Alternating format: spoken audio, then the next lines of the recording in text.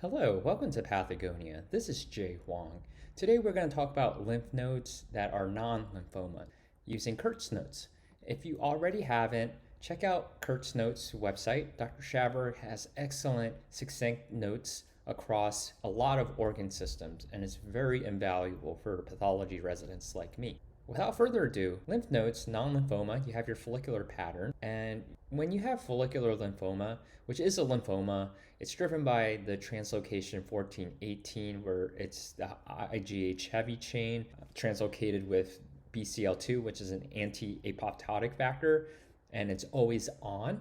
You'll have this retained follicular architecture where you don't really see sinuses. You don't see your mantle zone or marginal zone, which is basically, this is your germinal center, and then right outside it is your mantle zone, and outside the mantle zone is your marginal zone. And the follicles are back to back. Usually these are in adults, often systemic and non-painful and slow onset. And as you look closer in the germinal centers, these will be BCL2 positive. There won't be polarization, which we'll talk about in just a second. But let's just look at a low power view of reactive follicular hyperplasia.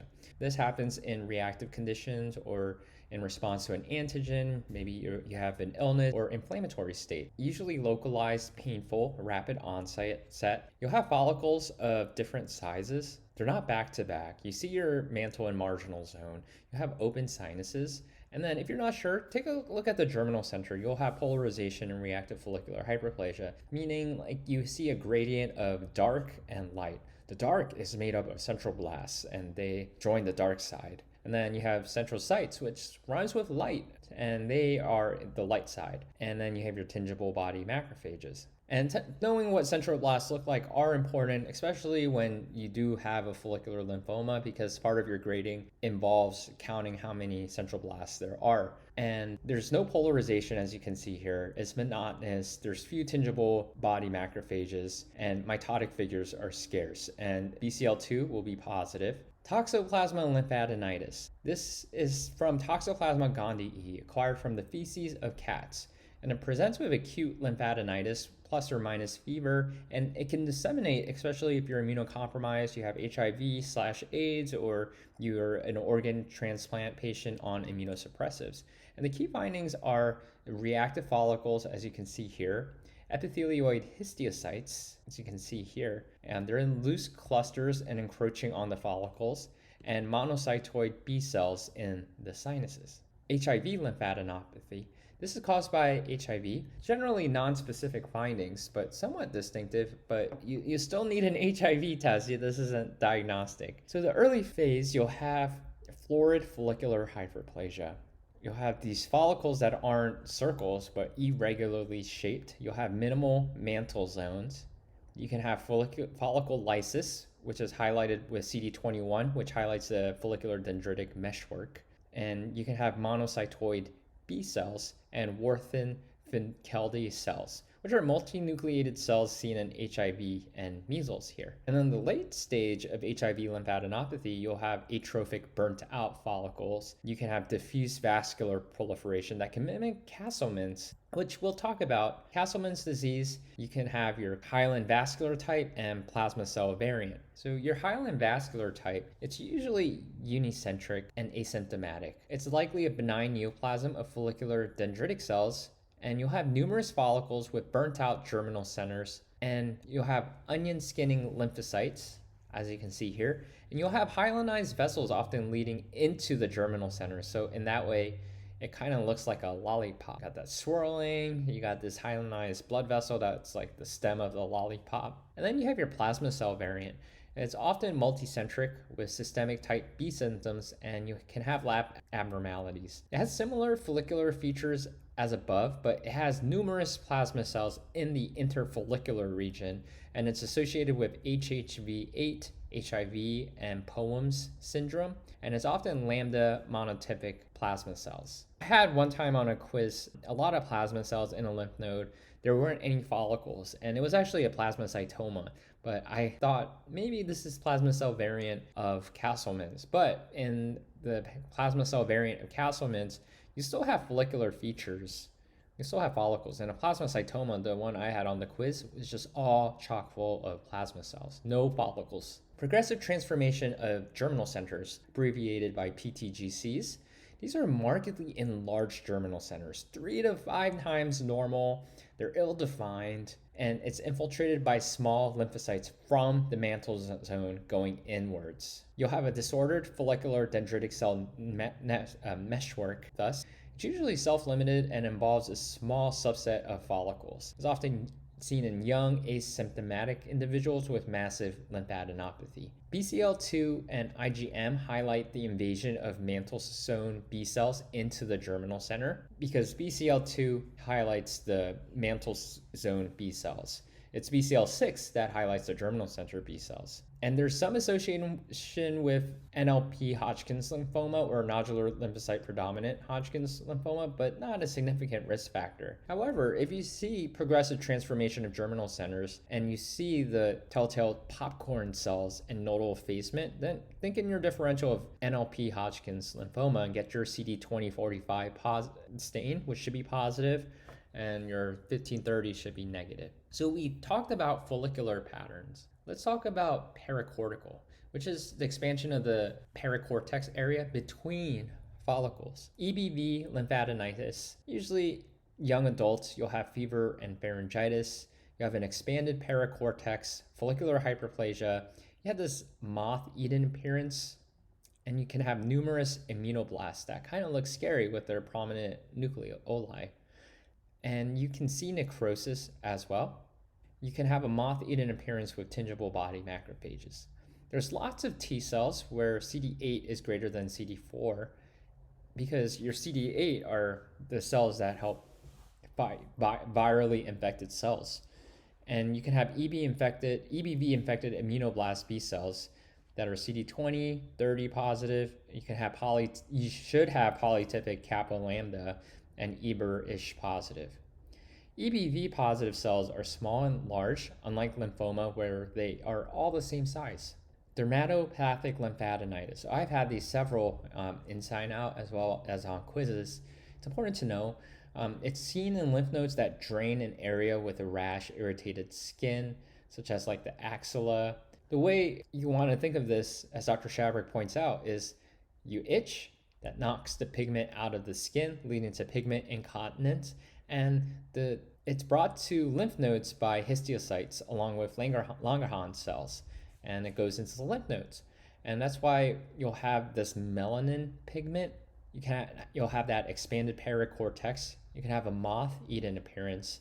Histiocytes are raining down from the capsule of the lymph node. And you can have Langerhans cells, which look like folded nuclei with open chromatin. It'll be S100 CD1A positive, but melon A negative. Sinus expansion. So some differentials include your Langerhans cell histiocytosis, usually seen in children. It can be localized or multifocal, and based on that, they have different subtypes of names. And it commonly involves bone. If in the lymph node, it's usually systemic. And you'll have a Langerhans cell proliferation. And what do they look like? They can look like kissing cells. I've heard some people call it. Dr. Schaberg calls it like folded coffee bean nuclei with open chromatin. And eosinophils are often also present, which is a hint. Eosinophils can also be seen in nodular sclerosing Hodgkin's lymphoma, but you won't, in Langerhans cell histiocytosis, you won't have those lacunar mummified cells. These will be dendritic cells that are these will be Langerhans cells that will be S100, CD1A, Langerin positive, plus or minus CD68. And usually, because it involves the MAPK pathway mutation, usually BRAF V600E mutation. There's so many BRAF V600E mutations on a side note. Rosai-Dorfman disease, the official name, and honestly, to me, it makes more sense, the sinus histiocytosis with massive lymphadenopathy, because it shows you where histologically you should look for the sinus histiocytosis, where you'll have expansion of the sinuses, and then clinically, you'll have massive lymphadenopathy. This is a histiocytic proliferation of unclear etiology. You'll have atypical histiocytes, where you'll have round nuclei with prominent nucleoli, And you'll have that peripoiesis, where the histiocytes are engulfing live lymphocytes without causing death to them. If they did cause death, it would be hemophagocytosis, but this is just peripoiesis. And they have associated reactive plasma cells that are polytypic, and these will be S100, CD163, CD68 positive. However, these are CD1A Langerhans negative, which helps us distinguish Rosai-Dorfman from Langerhans cell histiocytosis. It's usually indolent and observed clinically. Here's a great picture of peripoiesis, where you have this histiocytes and it's engulfing these lymphocytes. Some malignant things that can expand the sinuses to look out for include ALCL, or anaplastic large cell lymphoma. And cytologically, you'll have those malignant hallmark cells. But you want to get IHCs, including CD30 would be positive, ALK can be positive, negative, and S100 would be negative. Metastatic melanoma, here you have your demon bug-eyed cells, and they can be epithelioid, they can be plasmacytoid, they can be spindled, they can be they should be pigmented. It's the mimicker of all things, and you'll have prominent nucleoli or intranuclear pseudo-inclusions, and it should be S100, HMB45, and melon A positive, and metastatic carcinoma, cytologically malignant, often cohesive, and it'll be positive for cytokeratin. If you have necrosis, think about Kikuchi lymphadenitis. The clinical vignette or the typical patient population is the head and neck of young Asian woman. You'll have this unilateral cervical lymphadenopathy. You'll have pale appearing areas of necrosis, but as you look closer on higher power, there should be no neutrophils, but it looks necrotic. You'll see these nuclear debris, apoptosis. You'll see crescent-shaped histiocytes, and it'll be CD163 positive, MPO, and CD68 positive, and you'll have plasmacytoid dendritic cells. It's systemic symptoms, but it self-resolves and morphologically similar to syphilis, and it can mimic T-cell lymphoma as well.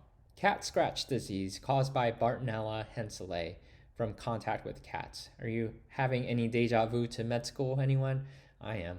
And it's unilateral. In the early stage, you'll have follicular hyperplasia, monocytoid B cells. When I think of monocytoid, I think of like fried egg cells, like your oligodendroglioma. So it kind of looks like that fried egg look. That's what I think when I hear monocytoid. I don't know if that helps, but that's how I think of it. And then the late stage, you'll have suppurative granulomas with these stellate looking abscesses. The abscesses won't look just round. It's going to look stellate. It's going to have central necrosis surrounded by palisading histiocytes. And if you get a Warp's Sorry, you can see perhaps the organisms. And it's morphologically similar to lymphogranuloma venereum and tularemia. Granulomas, it's like the best and the worst of things, because sometimes it can be hard for me at times to identify granulomas, especially on cytology. But getting back on track, you'll have well-formed collections of histiocytes and multinucleated cells. It may have central caseating necrosis, it may not. If you have granulomas, think of your differentials, Mycobacterium tuberculosis, where it'll be necrotizing, fungal infections, although rare. Sarcoidosis will be very prominent, very tight granulomas typically, and are non-necrotizing, and of course, a diagnosis of exclusion. And to do that, you need your bug stains. Other causes of necrosis include HSV or herpes simplex virus lymphadenitis. It's usually inguinal, localized, and also has follicular and paracortical patterns, and you'll have punched out areas of necrosis with classic viral inclusions and neutrophils. And malignancy, always consider and rule out. Benign inclusions and changes, usually incidental findings. Endosalpingiosis mullerianosis.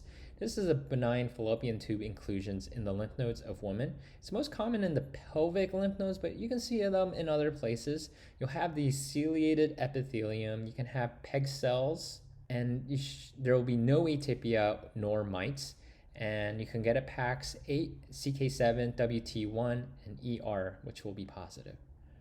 Other epithelial inclusions include, you can see salivary gland occasionally in the upper neck, thyroid in the lower neck, breast in the axilla, mesothelial cells in the thorax.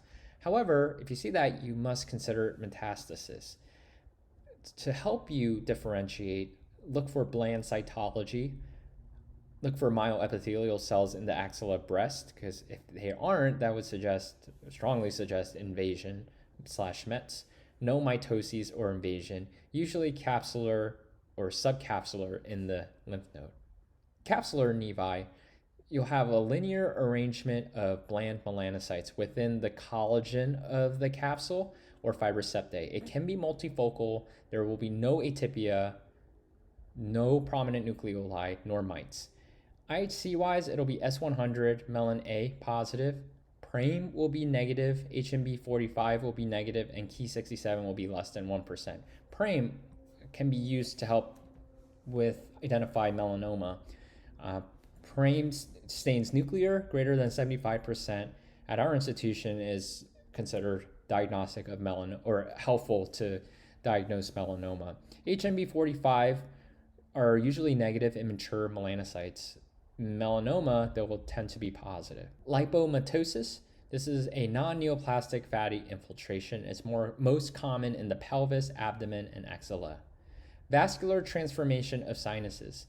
This is the change of sinuses to anastomosing small vascular channels, as you can see here. It's usually an incidental finding, and if you have occlusion, that'll lead to more vascular proliferation as kind of a reactive process. Lymphangioliomyomatosis, aka LAM, sometimes also called angiomyolipoma.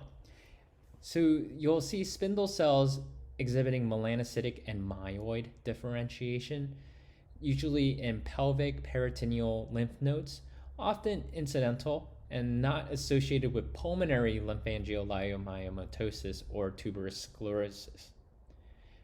IHC-wise, it'll be HMB45 positive, MIT-F, SMA, Desmond, ER positive. Angiomyomatous hamartoma. This is most common in males in the inguinal lymph nodes. You'll have extensive replacement of your lymph node with sclerotic fibrous tissue and thick-walled blood vessels with smooth muscle, and it starts in the hilar region. Lastly, foreign material.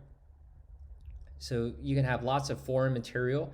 It can be seen in the histiocytes in draining lymph nodes, including metal particles after joint replacement, tattoo pigment, and silicone and axilla after breast implants. All right, thank you so much. If you made it all the way to this point, thank you so much for listening. And you know what I like to do, right? We like to do a rapid recap. So let's do it. Lymph nodes, non-lymphoma. There are different patterns. So for follicular pattern, if you have follicular lymphoma, your biggest differential is reactive follicular hyperplasia. Look for the presence of prominent mantle marginal zone in reactive follicular hyperplasia. The follicles are not back to back. You can see sinuses. BCL2 in the germinal centers will be negative, whereas in follicular lymphoma, translocation 14-18, IgH, BCL2, it'll be positive, and you'll have no polarization. You'll have a lot of mites in the reactive follicles, but not as many mites in the follicular lymphoma. Toxoplasma lymphadenitis, Toxoplasma gondii, and look for reactive follicles, and next to the follicles, epithelioid histiocytes in loose clusters, and monocytoid B cells in the sinuses. HIV lymphadenopathy, non-specific findings, but you can see in the early florid follicular hyperplasia with irregular shaped follicle lysis, which you can highlight with a CD21, monocytoid B cells, and Werthen-Finkeldy cells, which are multinucleated cells seen in HIV and measles. Late is atrophic burnt-out follicles. Castleman's disease, think hyaline vascular or plasma cell variant. Hyaline vascular, you'll have burnt-out germinal centers, onion skinning lymphocytes, hyalinized vessels that look like lollipops of the germinal center. And then plasma cell variant, it's often multicentric. You have B symptoms oftentimes. You'll have numerous plasma cells in the interfollicular regions. It has similar follicular regions features as above, and it's associated with HHV8, HIV, and poems. Progressive transformation of germinal centers. Markedly enlarged germinal centers, 3 to 5 times normal. You'll have infiltration by small lymphocytes from the mantle zone, usually self-limited. BCL2 and IgM, which highlight invasion of mantle zone B cells into the germinal center. Some association with NLP Hodgkin's, but not significant risk factor. Paracortical pattern, the expansion of paracortex area between the follicles. You can have EBV lymphadenitis, expanded paracortex, moth-eaten appearance with the tingible body macrophages, numerous immunoblasts, get that EBER, CD8 greater than CD40, and the EBV positive cells are small and large. Dermatopathic lymphadenitis, you get that scratching, the dendritic cells, longer histiocytes, Langerhans cells, pick them up, go take it to the lymph node. You'll have histiocytes raining down from capsule. You'll have melanin pigment and Langerhans cells, which are S100 CD18 positive, but melon A negative. Sinus expansion, Langerhans cell histiocytosis, usually in children. Look for your background ESOs as a clue. Look for those folded coffee bean nuclei, maybe some kissing nuclei, like you can see here. S100 positive, CD1A positive, Langerhans positive, plus or minus CD68. Think of your BRAF V600E, Rosai-Dorfman, or what I prefer to be sinus histiocytosis with massive lymphadenopathy. Look for your emperipoiesis and those atypical histiocytes with round nuclei with prominent nucleoli. S100 CD163 CD68 positive, however CD1A Langerhans negative, just generally observed clinically. Malignant things that can expand the sinuses, just to rule out malignant melanoma with their demon bug-eyed cells, that would be melon A, HMB45 positive, ALCL, CD30 positive, plus or minus ALK, S100 negative, and metastatic carcinoma, get your cytokeratin. Necrosis, you can have Kikuchi's lymphadenitis. Look for that clinical vignette, or a patient with a young female Asian patient with unilateral cervical lymphadenopathy. Look for your pale appearing areas of necrosis. You look closer, you're like, I don't see neutrophils. That should cue you into Kikuchi's. Nuclear debris, apoptosis, crescent-shaped histiocytes. Cat scratch disease caused by Bartonella henselae. Early is follicular hyperplasia, monocytoid B cells. Late is the suppurative granulomas that have a stellate abscess with central necrosis surrounded by palisading histiocytes. Get your Warthin starry. Granulomas, you got epithelioid histiocytes and multinucleated cells. It can have caseating necrosis. Your differentials are TB, get your, usually necrotizing though, fungal infection, and sarcoid, a diagnosis of exclusion. You can have HSV lymphadenitis and malignancy, and benign inclusions or changes include endosalpingiosis, malarianosis, usually fallopian tube inclusions in the lymph nodes of women. You'll have ciliated epithelium. Look for any PEG cells, PAX8, CK7, WT1, ER positive. Other epithelial inclusions include salivary gland in the upper neck, thyroid in the lower neck, breast in the axilla, mesothelial cells in the thorax. Rule out metastasis. Look for bland cytology, myoepithelial cells in the axilla breast, usually in the capsular or subcapsular space. Capsular nevi, you'll have this linear arrangement of bland melanocytes within the collagen of capsule or fibrous septae, can be multifocal, and no atypia, prominent nucleoli, or mites. Lipomatosis, non-neoplastic fatty infiltration, most common in the pelvis, abdomen, and axilla. Vascular transformation of sinuses, this is just change of sinuses to anastomosing small vascular channels, usually incidental. Lymphangioliomyomatosis, this is not associated with pulmonary leiomyomatosis or tuberous sclerosis. You'll have spindle cells exhibiting melanocytic and myodifferentiation. It will be HMB45 positive, MIT-F, SMA, Desmond, ER. Angiomyomatous hamartoma, most common in males, inguinal lymph nodes, particularly look for that extensive replacement with sclerotic fibrous tissue and thick-walled blood vessels. And foreign material, look for those foreign material, metal particles after joint replacement, tattoo pigment, and silicone in axilla. Thank you so much for watching. Thank you to Dr. Schaberg, and we'll see you next time in Pathogonia. Bye.